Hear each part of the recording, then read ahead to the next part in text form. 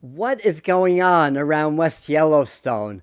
There's been a lot of activity there, animal activity, and people have been asking me what's going on. So I wanted to do a quick video to touch on that in a psychic forecast for the rest of the summer. And I've got a couple of other things that I wanted to mention. Things going on around Japan, things going on around Mount Rainier and the new Cascadia Fault, and a couple of other goodies. So let's dive right on in. Firstly, let's start out with Japan because there was a very chilling prophecy from Ryo Suzuki stating that she saw in a vision or in a dream that July 2025 there's going to be a super volcano leading to a huge tsunami, huge earthquake, and stuff like that. And a lot of people have been really concerned about that. Now, there is a lot of activity going on seismically, volcanically. A lot's going on around Japan, basically. My feeling about that is something is getting ready to brew. Is it going to happen in July or maybe a little bit later? Honestly, I'm not sure about, but I think the last few days of July, I'm filming this on the 25th. In my last video, I just said between the 24th and 26th of July was going to be a time to watch geologically. So far, so good. There have been some major earthquakes, but nothing earth shattering as of yet. This will come out on the 26th, basically.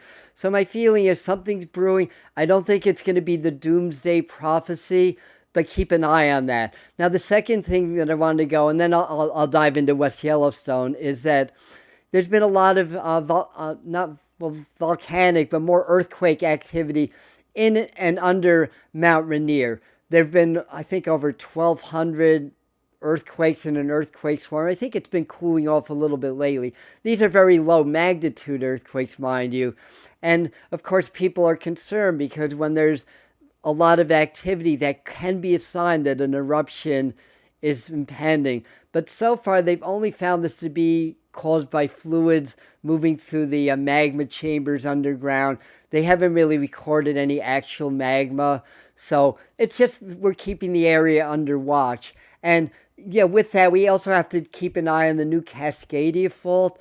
And before I go on, I just wanted to explain the thing about psychic predictions is that we're based on this current timeline. So I'm getting visions and feelings based on the now. But if energy changes and the timeline shift because there's infinite timelines and possibility all connected to this present moment, it's going to change some of those outcomes. And this is why some of the world's most renowned prophets have only have like an 80% accuracy rating given the level of specificness of their predictions. By random choice, it might be about 15 or 20%, but they're getting 80 and 85%. So there's something to it. But sometimes things happen and they're mitigated to some degree. And I'll explain why later in the video that is. But in my case, I make a lot of predictions. Not all of them verify. You guys that have been following the channel know that. More do than don't. But what I found with a lot of these is I'll get a prediction, it'll happen, but it'll be in a less severe form. And I do believe that we have help, whether that's through God, Spirit, or Source, or extraterrestrial or interdimensionals that are guiding the ascension of humanity, that don't want us to go through a major cataclysm. They're not allowed to interfere with the development of our species, but they are allowed to help us and to guide us and to maybe smooth out some of the natural geological and atmospheric disasters that can play out on planet Earth. And a good example is that I predicted, I think for July, but maybe for the summer in general, that there would be something going on, either an underground volcano near that subduction zone or an actual earthquake on the subduction zone that would cause a tsunami. And basically what's happened is there was a 7.3. That's a very significant earthquake just south of the Aleutian Islands. So that's in the right area. The magnitude was less than what I would have thought or what I would have predicted. And the tsunami, I think, was 10 inches or something. You wouldn't even notice it, basically. So technically it's a psychic hit, but at the same time, not really, because it's it's a medium impact event. It's not a super high impact event. Does that mean that there's more coming? There could be, to keep an eye on that. But what I really wanted to dive into was West Yellowstone, because people have been asking me, it's like, why are the animals leaving? Why are eruptions happening? New geysers, new holes, and stuff like that. And I have to tell you, I don't feel like anything is really major brewing there at this time. I mean, hopefully that I'm right, but I'm not feeling that. I ask my guides, I do a little remote viewing, I get information that way. And basically, there's activity. There's a fairly sizable earthquake swarm around there in Idaho, but I think that that's cooled off since. And we are seeing, different migration patterns that may seem a little bit unusual, but I don't think they're completely out of the ordinary. The animals migrate. They do sense the underground activity because there's been more volcanism, because there's been more activity around Yellowstone. But I think we're talking about some uptick, but not so out of the ordinary of the normal ebbs and flows of that super volcano.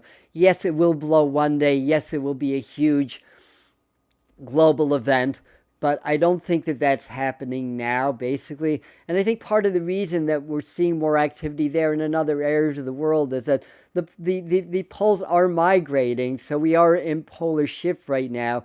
And when that happens, that creates a magnetic stress on the planet that can enhance things like volcanoes, as well as weather, and things of that nature, geology and stuff like that. And also, let me look at my notes for a second here. Yeah, that, and there's been a lot of space weather. There's been coronal holes, coronal mass ejections, and I think that's going to increase around that. So yeah, I do think activity is increasing around Yellowstone. I do think to keep an eye on the Pacific Northwest, but right now, just on watch. I don't think anything imminent. I don't feel like we're in any immediate danger there. So, and also from my understanding, we're getting some of the images of the mass animal migrations being AI generated, because certain, we'll say, less scrupulous creators on YouTube and other platforms are trying to get views and doom and gloom sells, basically. So I think that they're really overstating the threat at this time. But, it is what it is. So again, let's send a lot of love, because our energy matters. And I think that's another reason why some of these prophecies of major earthquakes happen to a much lesser degree, because I think a lot of people are doing grid work to kind of smooth out the energy so that we don't have the cataclysmic events. And that's, I believe, part of the reason that a lot of the predictions happen to a less severe degree. So I have a few other things that I wanted to mention, because in the Mayan calendar, we're starting a new year in the 13 moon Mayan calendar. It's the year of the yellow, what's it called? Yellow resonance. We're coming out of the year of the storm. So in the Mayan calendar, there's different calendars because they don't see time as linear like the Gregorian calendar. They see more cyclical or spiral, basically, which is more accurate because that's how energy moves. It moves through waves, through spirals and patterns. That's why hurricanes are always spiraled, galaxies are spiraled, because that's the forces of the universe acting on the macrocosm that acts on the microcosm, like our own DNA, basically. So time, goes through these ebbs and flows, basically, and the Mayan calendar really picks up on that. So it's interesting. We're coming out of the year of the storm. And there has been a lot of storming energetically, a lot been going on, a lot of changes. July 2025, as well as August of 2024, were universal 16 months in numerology, which is the tower. So a lot of towers are falling. Now we come into universal 17 month to coincide with the beginning of the seed year, which is rebuilding, which is more hopeful, more optimistic, and really a positive thing. And that's not to say that there's not going to be any more energetic chaos. There will be, but the worst of that is over. But I think we start to see the effects on society over the next several months. But we are starting a new year in the Mayan calendar, the 13 moon calendar, which is seed. So it's a good time to build things, rebuild things in your life, to plant your seeds, and to do a little bit of extra spiritual work for the planet, for your health and healing, for yourself, for Mother Earth, and stuff like that. So Also, so I think August, September is going to be a lot of energetic cleansing, and we'll see that play out in various levels on the news and in our own personal lives also. Clearing of the old, a lot of things, getting coming to the surface, like we're seeing a lot about the alleged Epstein files, involvement with that, corruption on both party lines and stuff like that. A lot of accusations, things of that nature. But I think it's a big energetic cleanse, so things will come out. But it'll come out so that we can start to rebuild our society and our lives on a stronger foundation, basically. Um, and in October, we start a new beginning. It's a new cycle that begins. So after the energetic cleanse, I'm seeing a lot of people moving and migrating in October for some reason. We may see migration of war efforts, like something may get solved, like in Russia, Ukraine, or the Middle East, or both, but then it picks up somewhere else, basically. I see accusations, maybe subpoenas around government officials, and stuff like that. More knowledge of the Epstein client list surfacing, but I don't think we get a complete list. September was the month that I really picked up on that. And then I'm also seeing a lot with whales, a lot with the marine life and stuff like that, and a lot with changing migration patterns. And I think we also start to see a lot of scientific developments, a lot more connection with extraterrestrials, and a lot more news about that. And things related to climate and weather change, and really more and more information coming out that the sun is indeed the primary driver of global warming and global cooling. Man-made pollutants, CO2, more water in the atmosphere. It does create a spike in global warming, but in meteorological or geological time, it's just a tiny little spike. But that's secondary.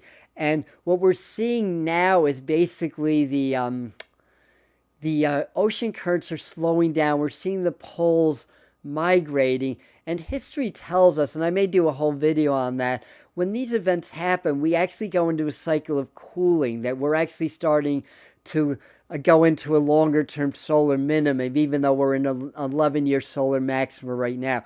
I don't think we'll see a lot of change in the next 2 or 3 years, but after that, we may start to see more significant winters and shorter summers, and starting to trend in that direction.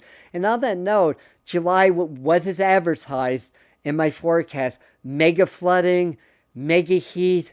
I think in August, especially if we do get a major volcanic eruption, which I think we will by the middle of August, but even if not, I think we're going to see August starting to cool, and some areas may even have an earlyish autumn. That's not to say there won't be more heat waves, but I think that the trends are going to start to shift. So anyway, check this video out here. This is a more complete summer 2025 forecast, and hopefully that's helpful and allays some of the anxiety around the West Yellowstone. So I love you. We'll see you at the next video.